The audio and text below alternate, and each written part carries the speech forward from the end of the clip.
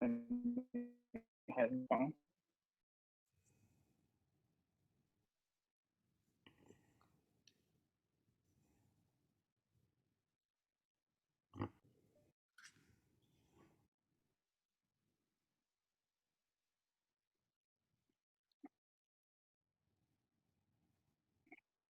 And it says we are live. All right. Great. So, thank you everyone for being here again today. This is our second ever wellness session with the Puerto Rico Flute Symposium. My name is Francesca Leo, and I am the chair of the Wellness Committee. I'm joined today by my wonderful colleague, Jessica Koebbe. She is the chair of the Puerto Rico Flute Symposium Collaborative Piano Institute, and she is also a member of the Wellness Committee. So I wanted to take a moment to remind you guys that if you would like to go back and listen to any of the previous sessions, we will be archiving them both on our personal websites and also on the Puerto Rico Flute Symposium YouTube channel as well. So we will share those links with you shortly. And today we will be discussing breathing and tension and the relationship between the two. And Jessica will also be leading us through a couple breathing exercises as well. So Jessica, if you would like to get us started on the research portion today, that would be wonderful. Yeah, sure. So last week we talked a little bit about the connection between the breath, the body, and the brain. And so if that's something you're interested in learning more about, I encourage you to go back and check out that session. Today we're going to be diving in a little bit more just about the connection between the breath and the body.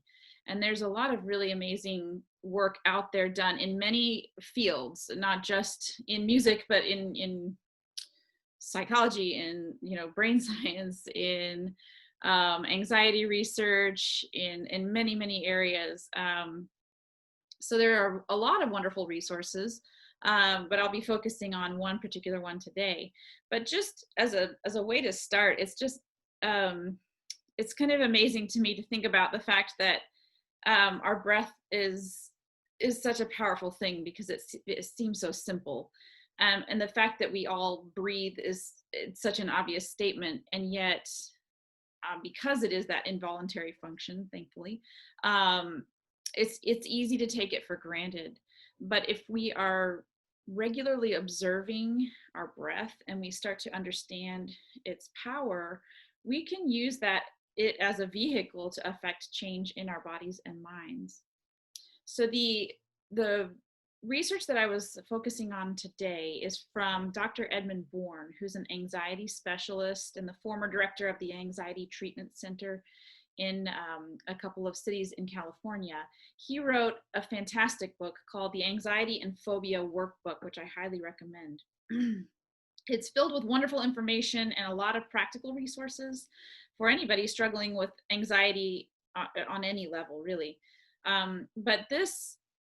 But today's information came from his chapter on relaxation. And in that chapter, he notes that the type of breathing a person engages in is directly tied to the level of tension in their body.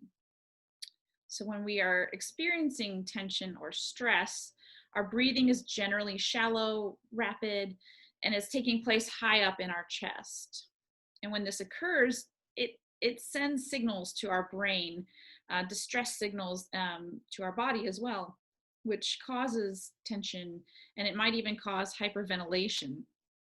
And sometimes that hyperventilation signal can send signals to our body that mimic panic attacks, even if it's not. And so this type of response heightens a lot of our senses. It can make lights seem brighter. It can make sounds seem louder. It can cause us to make poor decisions. It can scramble our mental processes and cause us to be unable to execute musical passages that we can normally do in our sleep. And as musicians, it can kind of sabotage a well-prepared performance. But when we're relaxed, we're able to breathe more deeply and from our abdomen and our diaphragm. And Dr. Bourne notes that the benefits of deep, mindful inhalation include increased oxygen to the brain and muscles, which then results in the relief of muscle tension, a greater connectedness between the mind and body, a decrease in physical pain, increased concentration, and the increased function of the body's nervous system. So all of this will allow us to feel more in control of our brain and of our bodies. We'll make better decisions under pressure, be more physically relaxed, and able to execute intricate passage work. And we'll feel more alert and confident in our performances as musicians. Oftentimes as musicians, especially as teachers, it's up to us to connect a lot of these dots between what is happening inside of us as well as what we're trying to produce as musicians externally. And so sometimes thinking about breathing or being aware of what's going on in our bodies can feel like just one more thing to add to our plates. But if we embrace this ability to observe and then to change our breathing patterns, we can actually use it as a practice tool. And then we can use it as like a moment pre-practice or even pre-lesson or pre-performance. Sometimes we're granted moments in our performances or lessons where we have a little break. And so we can also use it then to kind of to reset.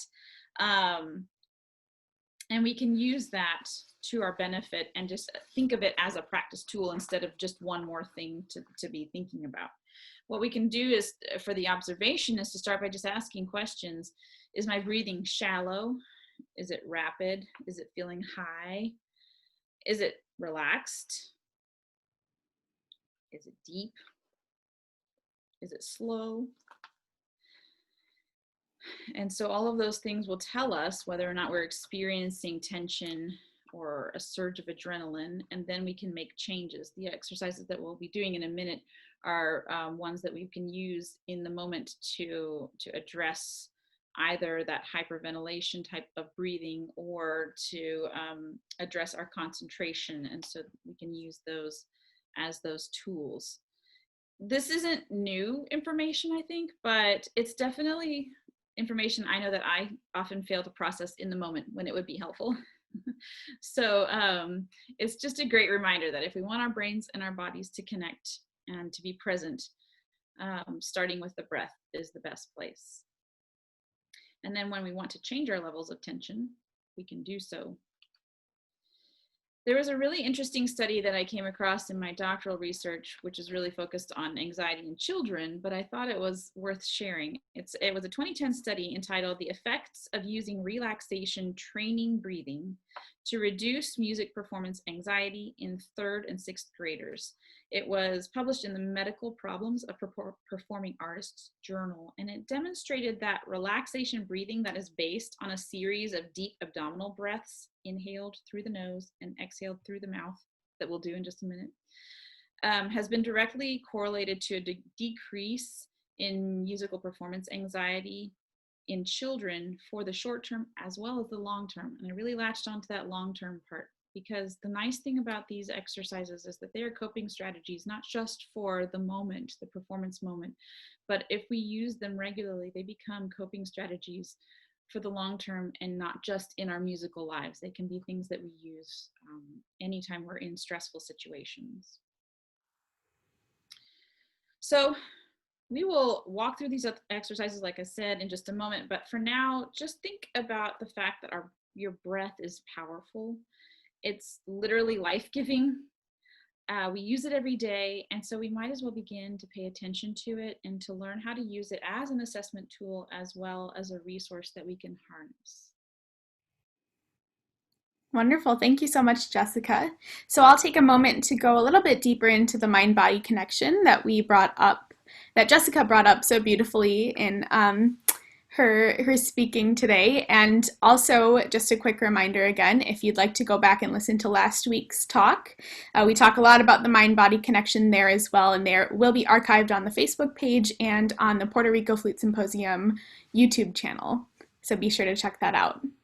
So as Jessica mentioned, our breath is one of our most important tools in managing our body's response to stress. And by learning how to control and slow down our breath in stressful situations, we can activate our vagal stretch receptors, which can reduce our heart rate, blood pressure, and inflammation. This can be especially helpful if you're feeling nervous before a performance, a lesson, or a presentation. And as we discussed last week, the vagus nerve is one of the most important important components of the mind-body connection, and it has the power to resolve our body's response to challenges by controlling our nervous system's parasympathetic division, or our rest and digest signal. Controlled and deep breathing can also stimulate a relaxation response from our body and mind. Relaxation is so important because it helps our body feel safe, it drives our brain traffic into a positive coping mindset, and it makes it easier to focus on realistic assessments of the situation at hand and develop strategies to solve it. So there are many ways that we can relax, and they may include doing a restorative yoga sequence or an interoceptive meditation, getting a massage or engaging in self-massage strategies. It could be through prayer if you have a spiritual practice, through rewarding social interactions with family and friends, and through breathing.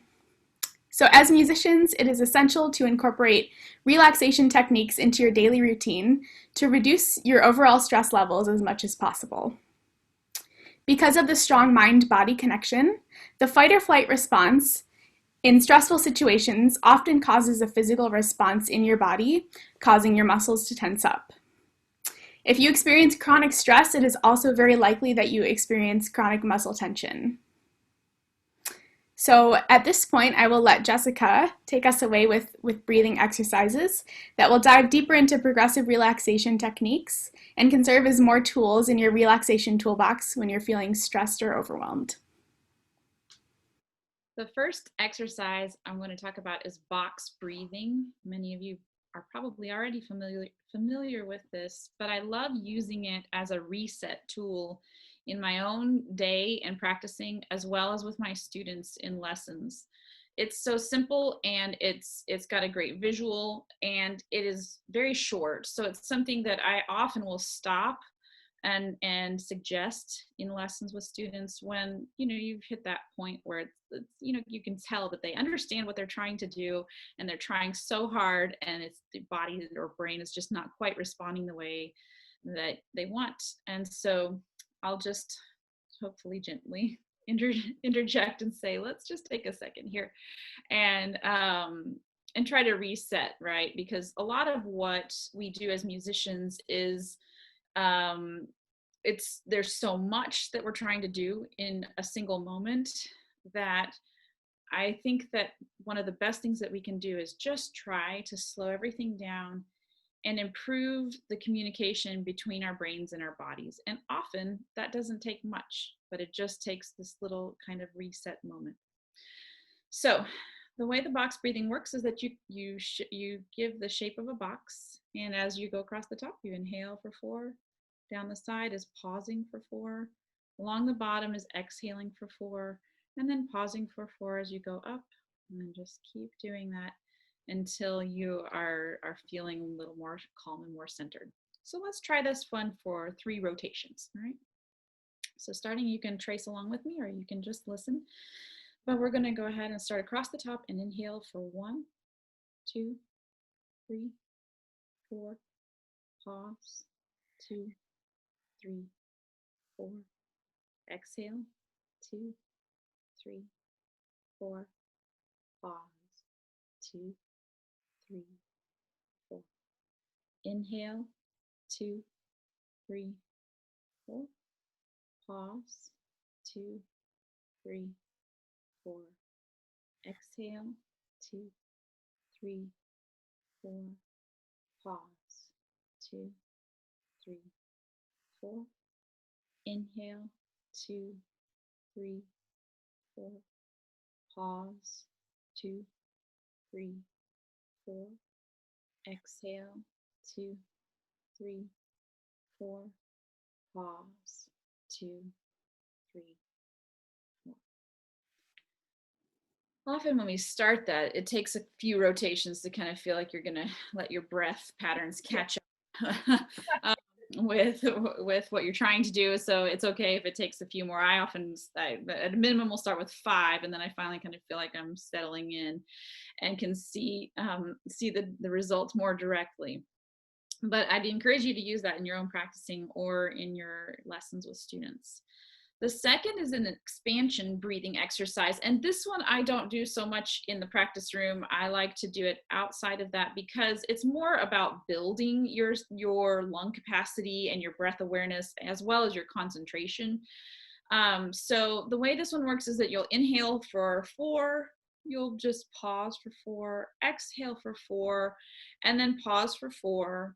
Then you inhale for 5, pause for 4, exhale for 5, pause for 4, and let that exhale like fully go out.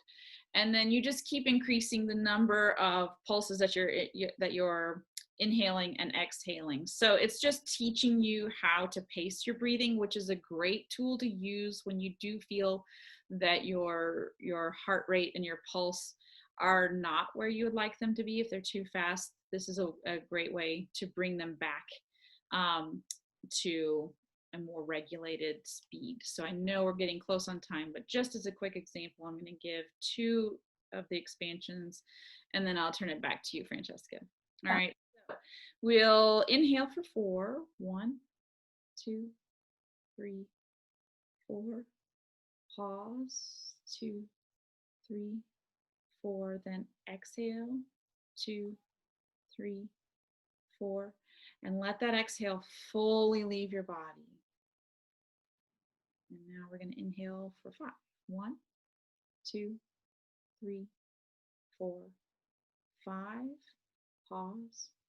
2, 3, 4. Exhale.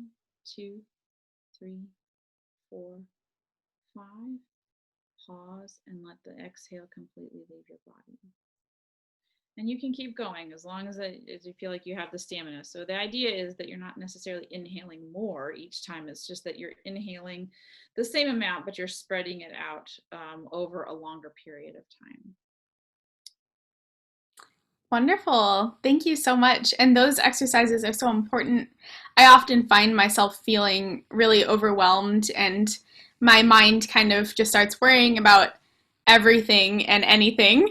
And so I found that those types of breathing exercises are really important for me to do, and they really help me feel centered and relaxed. And at first it might be difficult to kind of get into them, especially if you're in a heightened state of anxiety, but the more that you keep with it and the more that you continue doing it, you'll really notice yourself being able to relax so much more. So thank you so much. So next week we'll be discussing the relationship between breathing and focus. So we'll keep with breathing, but next week will be more about centering and some techniques to improve your focus while working on your breath as well. So we'll be demonstrating some more breathing exercises that you can use throughout your daily life in various situations, specifically to improve focus and awareness. Chronic stress and anxiety can often cause brain fog, which I experience so often. I don't know if anyone else can relate. And we'll be diving in deeper to this concept and methods of counteracting it next week. So thank you so much for joining us. Be sure to check out last week's recording, and we will see you next Sunday at 5 p.m. Thank you.